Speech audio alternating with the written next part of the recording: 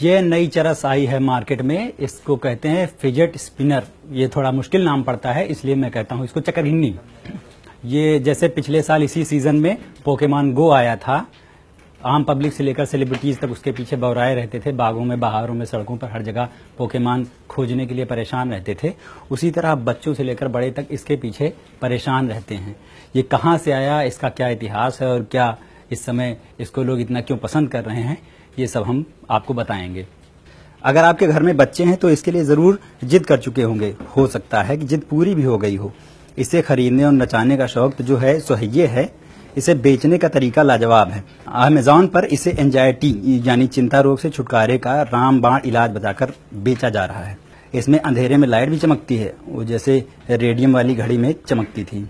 लेकिन ये स्ट्रेस के इलाज वाला दावा पक्का नहीं है, क्योंकि अभी तक ये किसी साइंटिफिक रिसर्च में प्रूव नहीं हुआ है, न ही किसी डॉक्टर ने पर्चे में लिख के दिया है।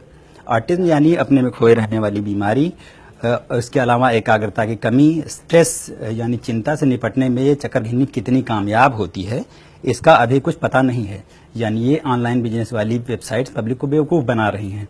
वेस्ट के कुछ स्कूलों में टीचर्स ने इस पर बैन लगा दिया है।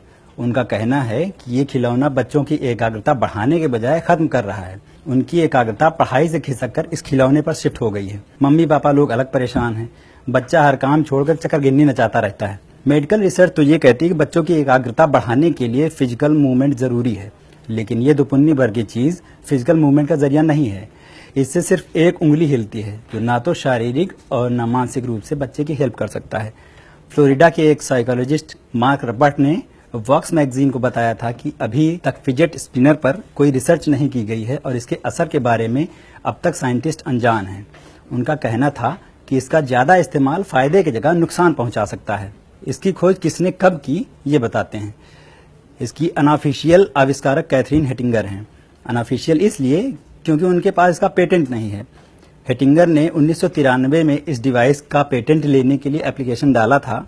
पेटेंट मिल भी गया, लेकिन 2005 में वापस चला गया क्योंकि उन्हें कोई कमर्शियल पार्टनर नहीं मिला था।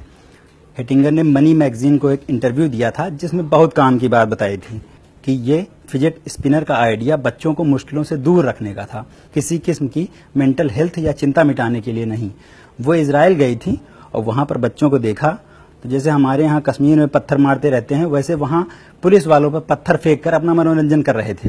तब यही समझ में आया कि इनके हाथ में पत्थर छुड़ाकर कुछ और दिया जाए। यानी इस डिवाइस को शांति स्थापित करने के लिए इन्वेंट किया गया था, मानसिक शांति के लिए नहीं। लेकिन इसका इस्तेमाल नशे की हद तक बढ़ चुका है। बच्चे ही नहीं, बड़े भी इसके चंगुल में हैं।